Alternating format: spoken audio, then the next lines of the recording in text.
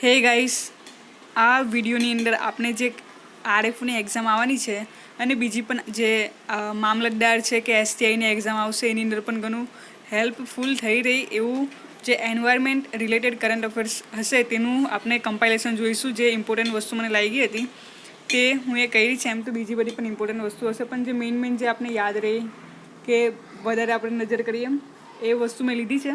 ચાલુ કરીએ છીએ. તો જે પહેલું છે બ્લુ પેન્સી. તો બ્લુ પેન એમ એક્ઝામમાં પૂછાય કે બ્લુ પેન્સી હાલમાં ન્યૂઝમાં હતી તે શું છે. એ ઓપ્શન આપી દે કે બર્ડ છે, પક્ષી છે, કે પછી કોઈ પ્રાણી છે, કે કોઈ સરીસૃપ છે, કે પછી કોઈ પતંગિયું છે. તો બ્લુ પેન્સી એ બટરફ્લાય છે. બ્લુ પેન્સી એ શું છે? બટરફ્લાય છે. અને આયુસીએનનું જે સ્ટેટસ છે તેની અંદર નોટ ઇવેલ્યુએટેડ. જો આયુસીએન સ્ટેટસની અંદર કઈ કઈ કેટેગરી આવે છે? આયુસીએન સ્ટેટસની અંદર એક તો એક્સટિંક્ટ આવે છે, એટલે કે તે જે જીવ છે તે હવે એનું અસ્તિત્વ રહ્યું જ નથી, તેને આપણે એક્સટિંક્ટ કહીશું. એના પછી આવશે એક્સટિંક્ટ ઇન વાઇલ્ડ, એટલે કે જે જંગલ છે એની અંદરથી એ જે પ્રાણી છે, જે જીવ છે, તે એનું અસ્તિત્વ ટક્યું નથી પણ આપણે કન્ઝર્વ કર્યું છે, એનું સંરક્ષણ કર્યું છે. જેમ કે કોઈ ઝૂની અંદર છે કે પછી કોઈ લેબની અંદર એનું કન્ઝર્વેશન કર્યું છે, ત્યાં છે, પણ જે જંગલ છે એની અંદર એનું અસ્તિત્વ જતું રહ્યું છે, તો એને આપણે એક્સટિંક્ટ ઇન વાઇલ્ડ કહીશું. ત્યાર પછી આવે છે ક્રિટિકલી એન્ડેન્જર, પછી એન્ડેન્જર, પછી વલ્નરેબલ. તો આ 3 કેટેગરી છે. પછી નિયર થ્રેટન આવે અને પછી લિસ્ટ કન્સર્ન આવે. તો આ વસ્તુ છે એ આયુસીએન આ કેટેગરીમાં પ્રાણીઓને મૂકતું હોય છે અને એના હિસાબે પ્રાણીનું સંરક્ષણ કરવામાં આવતું હોય છે. તો આ જે બ્લુ પેન્સી નામનું બટરફ્લાય છે તેને આયુસીએનની રેડ લિસ્ટમાં કશે પણ મૂકવામાં નથી આવ્યું, કેમ કે એની હજી જે પ્રોપર ગણતરી થવી જોઈએ એ બધું થયું નથી. એના કારણે એને હજી કોઈ સ્ટેટસ આપવામાં આવ્યું નથી. તો બ્લુ પેન્સી શું છે? બ્લુ પેન્સી બટરફ્લાય છે. ત્યારબાદ છે Danaid eggfly. Danaid eggfly. તો ડેનેડ એગ ફ્લાય શું છે? બટરફ્લાય છે. એની પણ આયુસીએન રેડ લિસ્ટમાં કોઈ સ્થાન નથી આપ્યું. ત્યારબાદ છે ગ્રીન બી ઈટર. ગ્રીન બી ઈટર એ પક્ષી છે. લિસ્ટ કન્સર્ન કેટેગરીમાં આવે છે, એટલે કે એને એટલું બધું સંરક્ષણની જરૂર નથી, સારી એવી માત્રામાં દેખાઈ આવે છે. ગ્રીન બી ઈટર શું છે? પક્ષી છે. ત્યારબાદ હિલ્સા ફિશ એ સોલ્ટ વોટર ફિશ છે. એ તમને બેંગાલ સાઈડ જોવા મળશે, વેસ્ટ બેંગાલ, ઓડિશા સાઈડ પર. એ ક્યાં રહી છે? સોલ્ટ વોટર એટલે કે ખારા પાણીની અંદર, એટલે કે દરિયામાં જોવા મળે છે. અને એ જ્યારે ઈંડા મૂકે છે, એના ઈંડા મૂકવા ક્યાં આવે છે? નદીમાં આવે છે. જેમ કે ગંગા છે, યમુના છે, એ નદીમાં એના ઈંડા મૂકવા આવે છે. તો એ હિલ્સા ફિશ તમને ક્યાં જોવા મળશે? વેસ્ટ બેંગાલ, ઓડિશા, ત્યાં જોવા મળશે. ત્યારબાદ છે અને આયુસીએન રેડ લિસ્ટમાં શું છે? થ્રેટન કેટેગરીમાં આવે છે. લેન્ટાના. લેન્ટાના શું છે?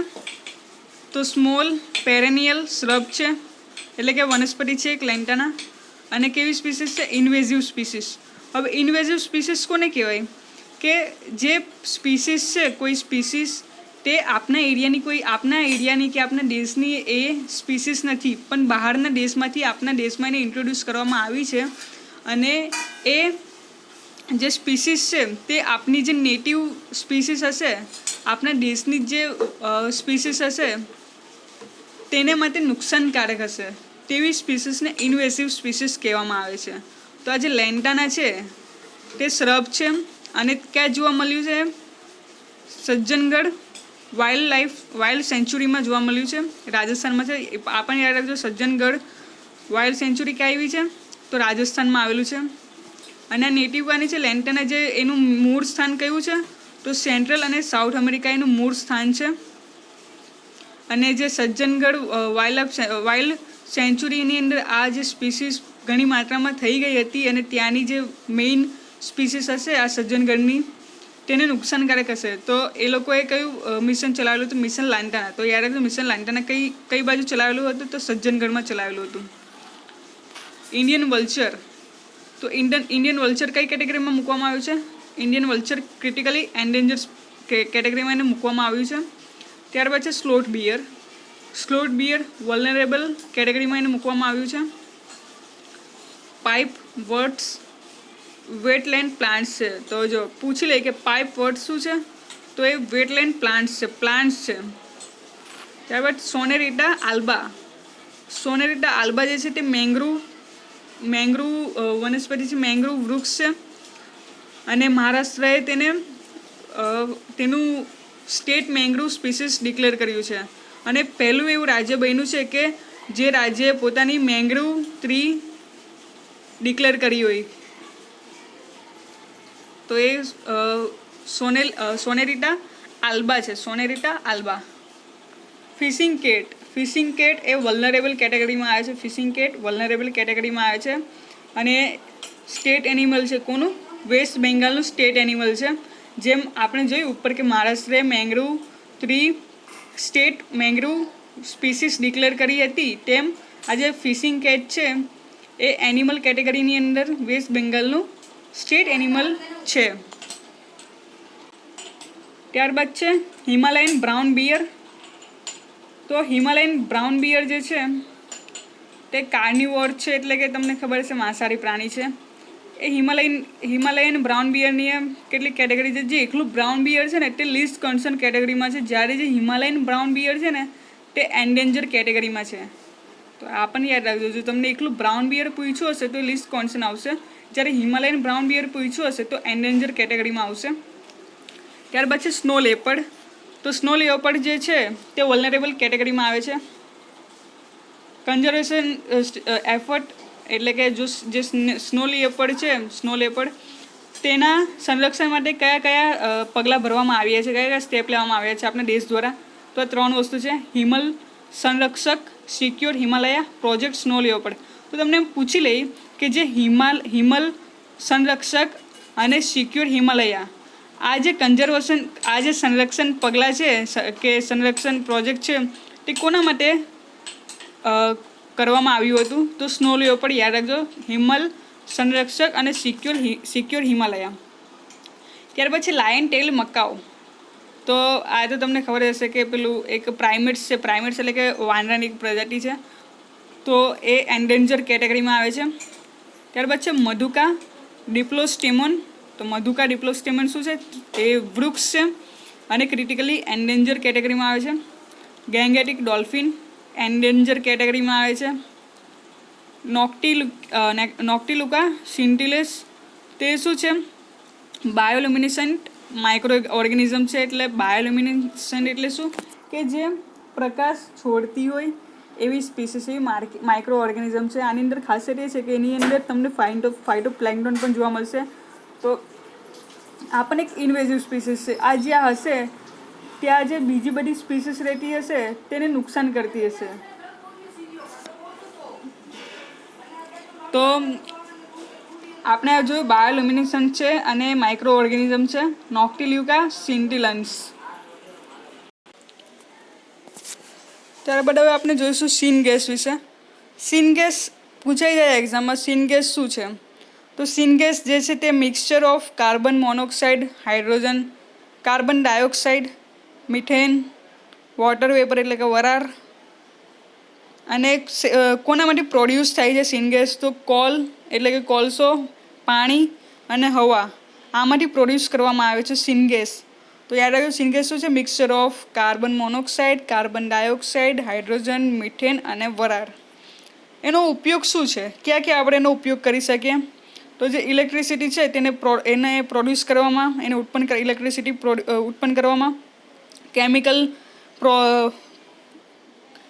કેમિકલ જે છે તેને બનાવવામાં, અમુક કેમિકલને પ્રોડ્યુસ કરવામાં અને એમોનિયાને બનાવવામાં, એવી ઘણી બધી એપ્લિકેશન છે. એની કન્સર્ન શું છે કે આપણે સીન ગેસ બનાવવામાં વધારે પડતું પાણી જોઈએ. તો એ પાણીનો દુરુપયોગ થઈ શકે છે, એટલે પાણીનો વેસ્ટ થઈ શકે છે સીન ગેસ બનાવવામાં વધુ પડતું પાણી જોઈએ એટલે. તો આ એક્ઝામમાં પૂછાય સીન ગેસ શું, તો તમને ખબર પડે છે હવે. ત્યારબાદ સાયનોબેક્ટેરિયા શું છે? બ્લુ ગ્રીન આલ્ગી છે. હવે એ શું કરે છે? ટોક્સિન પ્રોડ્યુસ કરે છે, ઝેરી દ્રવ્યો ઉત્પન્ન કરે છે. કયું? માઇક્રોસિસ્ટિન અને એનાટોક્સિન. તો એક્ઝામ પૂછાય કે સાયનોબેક્ટેરિયા દ્વારા ઉત્પન્ન થતા ટોક્સિનનું નામ શું છે, ઓપ્શનમાં આપી દે માઇક્રોસિસ્ટિન, એના ટોક્સિન, બીજા બે કોઈ બીજા આપી દે તો યાદ રહે માઇક્રોસિસ્ટિન અને એના ટોક્સિન શું છે, સાયનોબેક્ટેરિયા દ્વારા ઉત્પન્ન થતા ટોક્સિન છે. ત્યારબાદ અહીંયા આપણે કેટલાક નેશનલ પાર્ક છે અને એ નેશનલ પાર્ક કઈ બાજુ આવ્યા છે, કયા રાજ્યમાં આવ્યા છે તે આપણે જોઈશું. જે કાજીરંગા નેશનલ પાર્ક છે, કાજીરંગા નેશનલ પાર્ક અસમની અંદર આવેલું છે અને યાદ રાખજો યુનેસ્કોની વર્લ્ડ હેરિટેજ સાઇટમાં આને સ્થાન આપવામાં આવ્યું છે. ઉપરથી જે બર્ડ લાઈફ ઇન્ટરનેશનલ છે એના દ્વારા તેને ઇમ્પોર્ટન્ટ બર્ડ એરિયા પણ ડિક્લેર કરવામાં આવ્યું છે. તો યાદ રાખજો કાજીરંગા નેશનલ પાર્ક ક્યાં આવેલું છે, અસમમાં આવેલું છે અને યુનેસ્કોની વર્લ્ડ હેરિટેજ સાઇટમાં સ્થાન છે અને બર્ડ લાઈફ ઇન્ટરનેશનલ દ્વારા ઇમ્પોર્ટન્ટ બર્ડ એરિયા ડિક્લેર કરવામાં આવ્યું છે ને. ત્યારબાદ સજ્જનગઢ વાઇલ્ડ લાઈફ સેન્ચુરી હમણાં જ આપણે જોયું, કઈ બાજુ, રાજસ્થાનમાં આવેલું છે. નંદનકાનન ઝૂલોજિકલ પાર્ક ઓડિશામાં આવેલું છે. નંદનકાનન ઝૂલોજિકલ પાર્ક ઓડિશાની અંદર આવેલું છે. આસન કન્ઝર્વેશન રિઝર્વ ક્યાં આવેલું છે, યુકેમાં આવેલું છે. યુકે એટલે કઈ, યુનાઇટેડ કિંગડમ નહીં પણ ઉત્તરાખંડ. તો આસન કન્ઝર્વેશન રિઝર્વ ક્યાં આવેલું છે, ઉત્તરાખંડમાં આવેલું છે અને તે ઉત્તરાખંડની પહેલી રામસાર સાઇટ છે. Wetland of international importance. તો રામસર સાઇટ કોને કહેવાય તો તમને ખબર જશે, જે આપણા દેશના જે વેટલેન્ડ્સ આવેલા છે તેને જેને કન્ઝર્વેશનનું જરૂર છે, એટલે કે જેને આપણે સંરક્ષણ કરવું છે તેને રામસર સાઇટની અંદર દરજ્જો આપવામાં આવેલો હોય છે, સ્થાન આપવામાં આવેલું હોય છે કે જેનાથી આપણે એ વેટલેન્ડને વધારે કન્ઝર્વ કરીશું. ત્યારબાદ છે હેમિસ નેશનલ પાર્ક, એક આવેલું છે લદ્દાખની અંદર આવેલું છે. હેમિસ નેશનલ પાર્ક લદ્દાખમાં આવેલું છે. થાટ્ટેકાડ બર્ડ સેન્ચુરી, થાટ્ટેકાડ બર્ડ સેન્ચુરી કેરલાની અંદર આવેલું છે. કબરતલ વેટલેન્ડ બિહારની અંદર આવેલું છે. કબરતલ વેટલેન્ડ. આસન વેટલેન્ડ તમને આપણે આગળ જ જોયું ક્યાં આવેલું છે, ઉત્તરાખંડમાં આવેલું છે.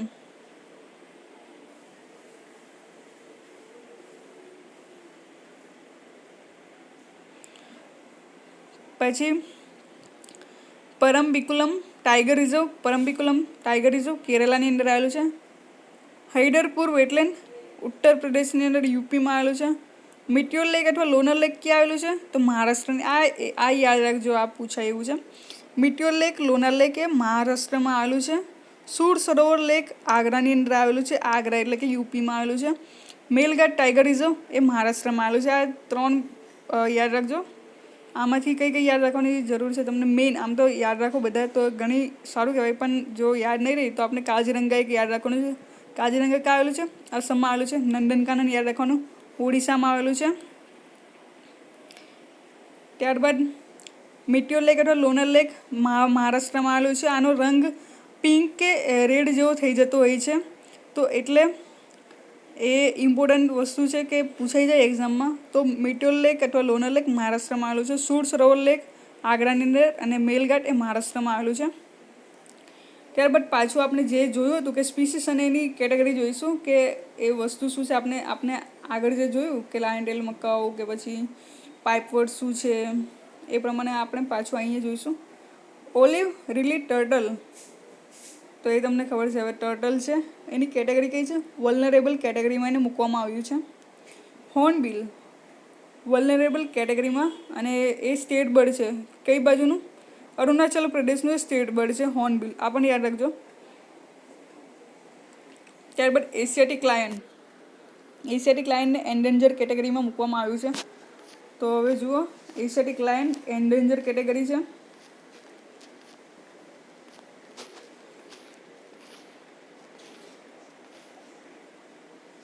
અને જે સ્નો લિયોપર્ડ છે તે વલ્નરેબલ કેટેગરીમાં છે. Snow leopard vulnerable category, Asiatic lion endanger category, અને જે ટાઈગર છે તે ક્રિટિકલી એન્ડેન્જર કેટેગરીમાં મૂકવામાં આવ્યા છે. તો આ રીતને યાદ રાખજો.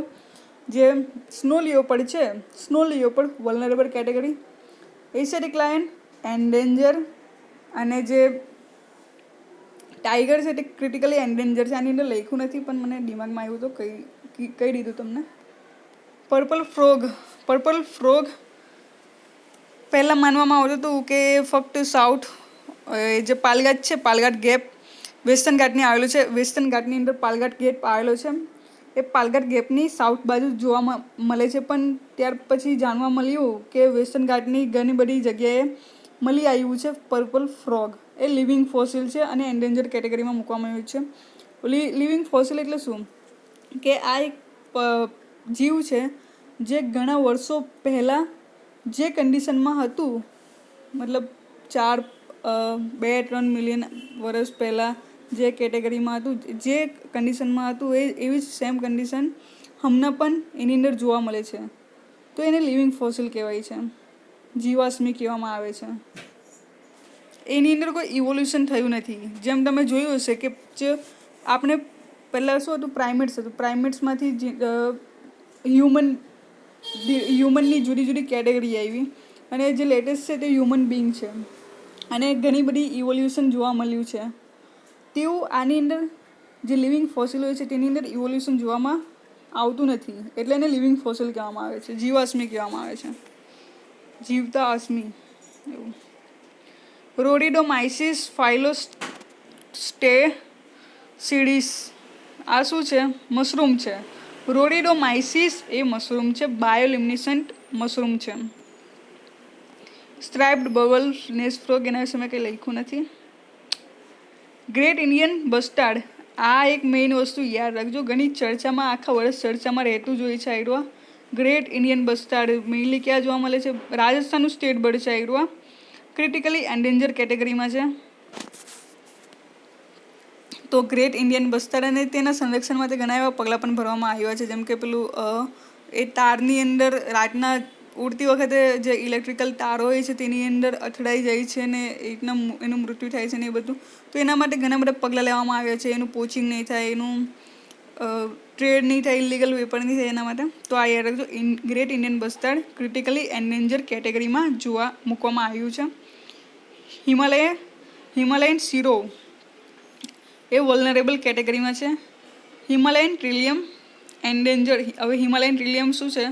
એ વનસ્પતિ છે એક, અને એનું પરંપરાગત દવાની અંદર એનો ઉપયોગ થાય છે. હિમાલયન ટ્રિલિયમ એન્ડેન્જર કેટેગરીમાં એને મૂકવામાં આવ્યું છે. ઇન્ડિયન પેંગોલિન એન્ડેન્જર કેટેગરીમાં એને મૂકવામાં આવ્યું છે. યુફ્રેન્ટા શિરુવાની ફ્રૂટ ફ્લાય છે. યુફ્રેન્ટા શિરુવાની શું છે? ફ્રૂટ ફ્લાય છે. ઓરોબેન્કા એ શું છે? ઘાસ છે. પેરાસાઇટિક વીડ ઇન મસ્ટાર્ડ. મસ્ટાર્ડની આજુબાજુ, એટલે કે જે પેરાસાઇટ કોને કહેવાય? જે બીજા ઉપર રહીને કે બીજાના જોડે જીવતા હોય એને પેરાસાઇટ કહેવાય, જે હાનિકારક હોય છે. તે મસ્ટાર્ડની અંદર જોવા મળે છે. ઓરોબેન્કા પેરાસાઇટ વીડ છે. બ્રુકેશિયા નાના. બ્રુકેશિયા નાના શું છે? દુનિયાની સૌથી નાની રેપ્ટાઇલ છે. રેપ્ટાઇલ એટલે શું? સરીસૃપ છે. સૌથી નાનું સરીસૃપ છે. મડાગાસ્કર આઇલેન્ડમાં મળી આવ્યું હતું બ્રુકેશિયા નાના. નાના એટલે શું? સૌથી નાનું. પહેલાં માનવામાં આવતું હતું કે જે બ્રુકેશિયા માઇક્રા છે તે દુનિયાની સૌથી નાની રેપ્ટાઇલ છે, દુનિયાની સૌથી નાની સરીસૃપ છે. પણ એના પછી આઈડિયા એક પ્રજાતિ બીજી મળી આવી, બ્રુકેશિયા નાના. તો આ હવે માનવામાં આવે છે કે આ સૌથી નાની રેપ્ટાઇલ છે. આ મેન્ડેરિયન ડક વિશે એક્ઝામમાં આવ્યું હતું, પીઆઈની એક્ઝામમાં કાં તો પછી એસટીઆઈની એક્ઝામમાં આવ્યું હતું, પૂછાયું હતું મેન્ડેરિયન ડક વિશે કે કઈ બાજુ જોવામાં આવ્યું છે. તો અસમાનો આન્સર આવશે. જાયન્ટ લેધર બેક ટર્ટલ તો વલ્નરેબલ કેટેગરીમાં એને મૂકવામાં આવ્યું છે. સિલેન્કેન્ટ શું છે? લિવિંગ ફોસિલ જાયન્ટ ફિશ છે. ફિશ છે સિલેન્કેન્ટ. ડિસ્ક ફૂટેડ બેટ. બેટ એટલે ચામાચીડિયું. ક્યાં જોવા મળ્યું? નોંગ ખેલમ વાઇલ્ડ લાઈફ સેન્ચુરીની અંદર ક્યાં આવેલું છે? મેઘાલય. તો યાદ રાખજો, નોંગ ખેલમ વાઇલ્ડ લાઈફ સેન્ચુરી ક્યાં આવ્યું છે? મેઘાલય. અને જેમ મેન્ડેરિયન ડક વિશે પૂછાયું હતું એમ પૂછાઈ જાય કે ડિસ્ક ફૂટેડ બેટ ક્યાં જોવામાં આવ્યું છે? તો મેઘાલયમાં જોવામાં આવ્યું છે, નોંગ ખેલમ વાઇલ્ડ લાઈફ સેન્ચુરીની અંદર. હવે આપણે થોડીક જે આ ટાઈગર રિઝર્વ કે પછી નેશનલ પાર્ક કે સેન્ચુરી એના વિશે જોઈ લઈશું કઈ વસ્તુ ક્યાં આવ્યું છે. પાક્કે ટાઈગર રિઝર્વ ક્યાં આવ્યું છે? તો અરુણાચલ પ્રદેશની અંદર આવેલું છે. તમે મને કહો કાઝીરંગા નેશનલ પાર્ક કઈ બાજુ આવ્યું છે? હમણાં જ આપણે ભણ્યા. કાઝીરંગા નેશનલ પાર્ક કઈ બાજુ આવેલું છે? हमने ज आपने भण्या तमे कहो। पक्के टाइगर रिजर्व अरुणाचल प्रदेश में आवेलू है। नामेरी नेशनल पार्क असमनी अंदर आवेलू है। टाल्ले वाइल्ड लाइफ सेंचुरी कई बाजू आवेली है? अरुणाचल प्रदेश में आवेली है। डिहांग डिबांग अरुणाचल प्रदेश में बायोस्फीयर रिजर्व है। Dihang Dibang biosphere reserve. Eagle nest wildlife sanctuary Arunachal Pradesh. Namdapha tiger reserve Arunachal Pradesh. जो आनी अंदर मेन वस्तु कई याद रखवानी खबर, नामदफा टाइगर रिजर्व विषे पूछाई जाए छे, तो आपने ये याद रखवानुं कि नामदफा टाइगर रिजर्व अरुणाचल प्रदेश में आवेलू है। बीजू बधुं नहीं याद रखो तो चालशे। पाक्के टाइगर रिजर्व पण याद रखवानुं छे। Pakke tiger reserve Arunachal Pradesh. Namdapha tiger reserve Arunachal प्रदेश। पन्ना बायोस्फीयर रिजर्व मध्य प्रदेश में आवेलू है। यूनेस्कोनी मेन एंड बायोस्फीयर रिजर्वनी अंदर तेने मूकवामां आव्युं छे। पन्ना बायोस्फीयर मध्य प्रदेश। त्यारबाद पीलीभीत टाइगर रिजर्व यूपी में आवेलू है। Pilibhit tiger reserve. Dudhwa national park पण यूपी अंदर आवेलू है। त्यारबाद बीजू तो सूर सरोवर है ने Chambal wildlife sanctuary UP अंदर है। Point Calimere wildlife sanctuary आ पण छे कामनु। Point Calimere wildlife sanctuary Tamil Nadu में आवेलू है। काजीरंगा नेशनल पार्क असमनी अंदर आवेलू है। आगळ जोईए प्रमाणे मानस नेशनल पार्क असमनी अंदर। नामेरी नेशनल पार्क असमनी अंदर। राजीव गांधी नेशनल पार्क असमनी अंदर। Pobitora wildlife sanctuary. Pobitora wildlife sanctuary पण याद रखजो असमनी अंदर आवेलू है। सटकोशी टाइगर रिजर्व ओडिशानी अंदर आवेलू है।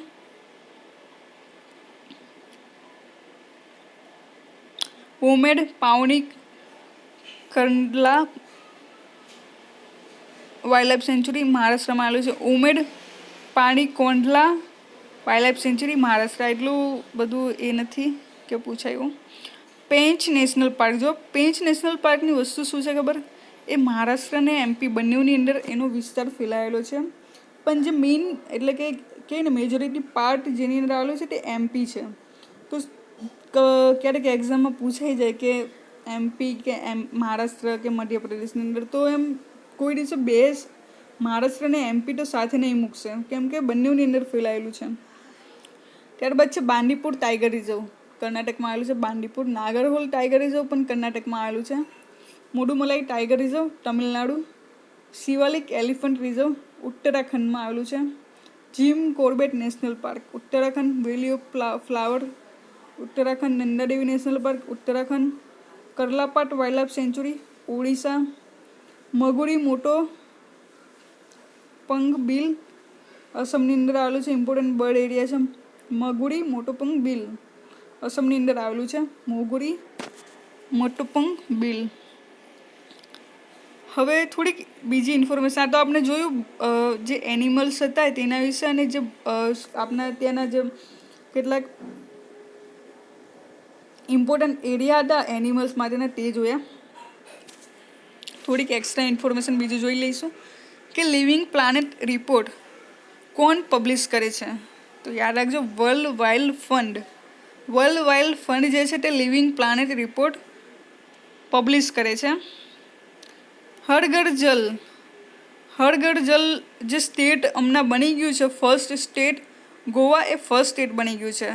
तो हर घर जलनी अंदर शुं छे कि जे 100% जे घर छे तेनी अंदर पाणीनुं कनेक्शन प्रोवाइड करावવું, तो ये गोवा फर्स्ट स्टेट बनी गयुं छे। जल जीवन मिशन में शुं छे? जे हर घर जल छे ने तेने जे गामडाना घरो छे ते बधा गामडाना घरमां 2024 सुधीमां पाणीनुं कनेक्शन होवुं जोईए। आ जल जीवन मिशननी अंदर मिशन छे एनुं अने सेंट्रल स्पोन्सर्ड स्कीम छे।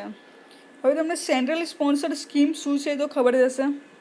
बे प्रकारनुं आवे, एक सेंट्रली सेक्टर स्कीम आवे, एक सेंट्रली स्पोन्सर स्कीम आवे। सेंट्रली सेक्टर जे स्कीम छे तेनी अंदर शुं थाय छे? जे आपणी सेंटरमां सरकार छे ने ते ज ए स्कीमने इम्प्लिमेंट करवा माटे पैसा आपशे।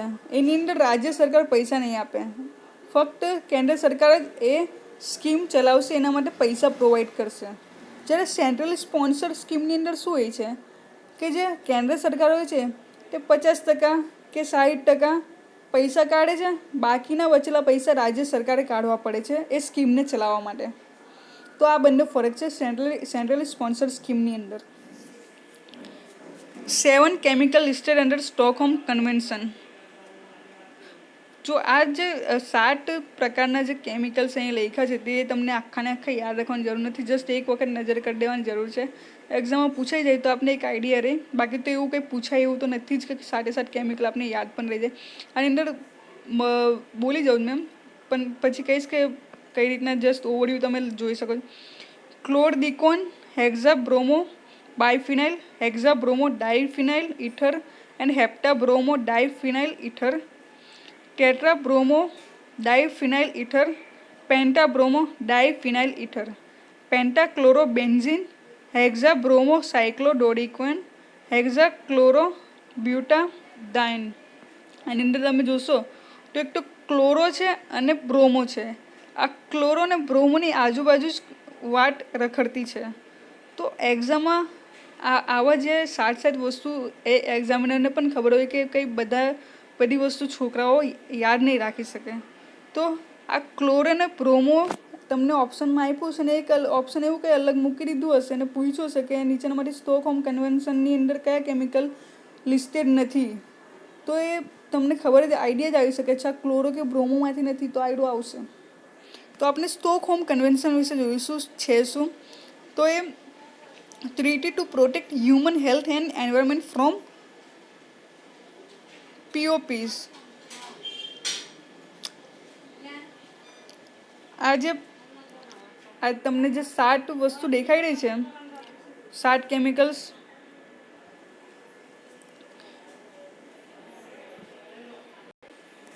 એનાથી જે હ્યુમન હેલ્થ છે ને એન્વાયરમેન્ટને પ્રોટેક્ટ કરવા ક્યારે ઇફેક્ટિવ થઈ? 2004ની અંદર ઇફેક્ટિવ, એટલે કે એ ઇફેક્ટિવ બની હતી અને ઇન્ડિયાએ રેટિફાઈ કરેલી છે સ્ટોકહોમ કન્વેન્શન. ત્યારબાદ છે ગ્લોબલ એન્વાયરમેન્ટ ફેસિલિટી. તો ગ્લોબલ એન્વાયરમેન્ટ ફેસિલિટી એને ક્યારે એસ્ટાબ્લિશ કરવામાં આવ્યું હતું? તો જ્યારે રિયો અર્થ સમિટ થઈ હતી 1992માં, ત્યારે આને એસ્ટાબ્લિશ કરવામાં આવ્યું હતું. કોણ મેનેજ કરે છે આને? તો UNDP કરે છે, વર્લ્ડ બેંક કરે છે અને UNEP કરે છે, યુનાઇટેડ નેશન્સ એન્વાયરમેન્ટ પ્રોગ્રામ. તો આ 3 જણા કરે છે, UNDP, વર્લ્ડ બેંક અને UNEP. કોને ફાઇનાન્સ કરે છે? ગ્લોબલ એન્વાયરમેન્ટલ ફેસિલિટી કોને ફાઇનાન્શિયલી સપોર્ટ કરે છે? તો જે UNFCCC છે, UNCBD છે, સ્ટોકહોમ કન્વેન્શન જે આપણે ઉપર જોયું તે UNCCD છે અને મિનામાટા કન્વેન્શન છે. આને તેઓ ફાઇનાન્સ કરે છે, ફાઇનાન્શિયલી સપોર્ટ કરે છે. કોણ? Global environment facility. ત્યાર પછી ગ્લોબલ બાયોડાયવર્સિટી આઉટલુક. તો કોણ પબ્લિશ કરે છે? એ શું છે ગ્લોબલ બાયોડાયવર્સિટી આઉટલુક? તો કન્વેન્શન ઓન બાયોલોજિકલ ડાયવર્સિટી. એટલું ઇમ્પોર્ટન્ટ નહીં. આની અંદર એ જ છે ગ્લોબલ બાયોડાયવર્સિટી આઉટલુક કોણ પબ્લિશ કરે છે? તો કન્વેન્શન ઓન બાયોલોજિકલ ડાયવર્સિટી, એટલે કે જે CBD છે તે પબ્લિશ કરે છે. અને convention on biological diversity, global biodiversity Outlook એક રિપોર્ટ છે જેને પબ્લિશ કરે છે CBD, convention on biological diversity. અહીંયા જો આવ્યું CBD, એટલે કે આ જે આપણે જોયું ને convention on biodiversity has 2 protocols, 2 protocols છે. કયા? એક તો કાર્ટેજીના પ્રોટોકોલ છે અને બીજું નાગોયા પ્રોટોકોલ છે. તો જે કાર્ટેજીના પ્રોટોકોલ છે તે કેની ઉપર છે? એ શું કરે છે? એ ગવર્ન કરે છે movement of living modified organism, એટલે કે જે લિવિંગ મોડિફાઈડ ઓર્ગેનિઝમ છે, જેમ કે આપણે જીનેટિક એન્જિનિયરિંગ કરીને આપણે કોઈ નવી વસ્તુ બનાવી દીધી, જેમ કે પેલું બીટી બ્રિંજલ છે, બીટી કોટન છે. આ શું છે? જીનેટિકલી મોડિફાઈડ ઓર્ગેનિઝમ છે. એ બાયો એન્જિનિયરિંગ કરીને એની અંદર જીનેટિક ફેરફાર કરીને એને બનાવવામાં આવ્યું છે. તો આ લિવિંગ ઓર્ગેનિઝમની જે હેરફેર થતી હોય છે તેને ગવર્ન કરવાનું છે. કેમ કે અમુક વખત આવી કોઈ સ્પીસીસ વાઇલ્ડ લાઈફની અંદર આવતી રહી છે તો એ બીજી જે ડાયવર્સિટી છે એન્વાયરમેન્ટની એને નુકસાનકારક બની શકે છે. તો આની હેરફેરને ગવર્ન કરવાનું એ કાર્ટેજીના પ્રોટોકોલની અંદર છે. ત્યારબાદ નાગોયા પ્રોટોકોલની અંદર શું છે કે આ જે જીનેટિક રિસોર્સિસ મળે છે, જે નવી જેમ કે બીટી કોટન થઈ ગઈ કે એની ઉપર કોઈ એકનો હક નથી. એને જે શેરિંગ થશે તે બધાની વચ્ચે એક સરખું થશે. તે નાગોયા પ્રોટોકોલ કહે છે આવું, કે જે access to genetic resources and fair and equitable sharing of benefits arising from their utilisation. ત્યારબાદ છે અઠીરાપલ્લી હાઇડલ ઇલેક્ટ્રિકલ પ્રોજેક્ટ. એ ચાલાકુડી રિવર ઉપર બનાવવામાં આવ્યું છે, જે કેરલાની અંદર છે. મોસ્ટ ઇમ્પોર્ટન્ટ કે એમિશન ગેપ રિપોર્ટ કોણ પબ્લિશ કરે છે? Emission gap report UNEP publish કરે છે. ગ્લોબલ ક્લાઇમેટ લિટિગેશન રિપોર્ટ એ પણ યુએનઈપી પબ્લિશ કરે છે. એનાડ્રોમસ ફિશ શું છે? એનાડ્રોમસ ફિશ કોને કહેવાય? કે જે ફિશ કે જે માછલી રહેતી હોય સમુદ્રમાં, પણ એના ઈંડા મૂકવા ક્યાં આવશે? નદીની અંદર આવશે, મીઠા પાણીની અંદર આવશે. તેને એનાડ્રોમસ ફિશ કહેવામાં આવે છે. ત્યાર પછી આ પણ સવાલ પૂછાયો હતો, યાદ નથી, પીઆઈની અંદર પૂછાયો હશે, કાં તો એસટીઆઈની અંદર પૂછાયો હશે, કાં તો પછી અમને જીપીએસસી ક્લાસ 1-2ની એક્ઝામ ગઈ એની અંદર પૂછાયું હશે કે 3 સિટીઝ ઓફ વર્લ્ડ કોને કહેવામાં આવે, એટલે કે કોને 3 સિટીઝ ઓફ વર્લ્ડની અંદર સ્થાન કોને મળ્યું છે? તો હૈદરાબાદને સ્થાન મળ્યું છે. એને એવોર્ડ મળ્યો છે હૈદરાબાદને. અને કોણ આપે છે? આર્બોર ડે ફાઉન્ડેશન અને એફએઓ દ્વારા આ એવોર્ડ આપવામાં આવે છે 3 સિટીઝ ઓફ વર્લ્ડ. જે આ સ્પાઇક ડિસીઝ વિશે આપણે જોઈશું. સ્પાઇક ડિસીઝ કોની અંદર જોવા મળે છે? સેન્ડલવુડ એટલે કે ચંદનમાં જોવા મળે છે. યાદ રાખજો, સ્પાઇક ડિસીઝ કોની અંદર જોવા મળે છે? ચંદનની અંદર, સેન્ડલવુડની અંદર જોવા મળે છે. જે રેડ સેન્ડલવુડ છે તે એન્ડેમિક ટુ સાઉથ ઇન્ડિયા, એટલે કે જે સાઉથ ઇન્ડિયા છે ત્યાં જ જોવા મળે છે રેડ સેન્ડલવુડ. અને આઈયુસીએન રેડ લિસ્ટમાં એનું જે કેટેગરી છે તે નિયર થ્રેટન સ્પીસીસમાં આવે છે. ત્યારબાદ આપણે જૂ ઇન્ફેક્શન જોઈશું. કોની અંદર થાય છે?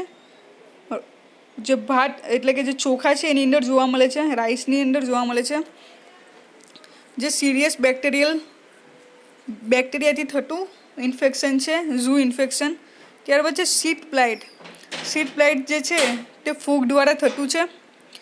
Brown spot, tungro, bakanae blast.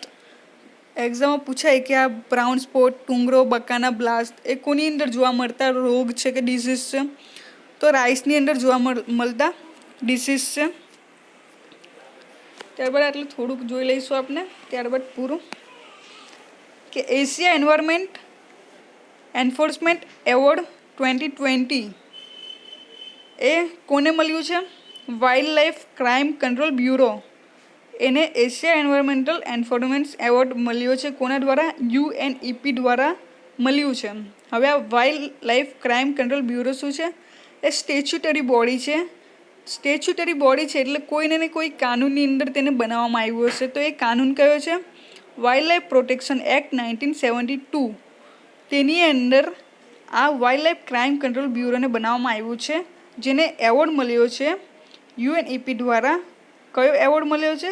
Asia environmental enforcement award. State of environmental report 2021 કોણ પબ્લિશ કરે છે? Centre for science and environment. State of the global climate report 2020 કોણ પબ્લિશ કરે છે? World meteorological organisation. તો આશા રાખું છું કે આમાંથી સવાલ પૂછાય અને બધાને આવડે. Thank you very much.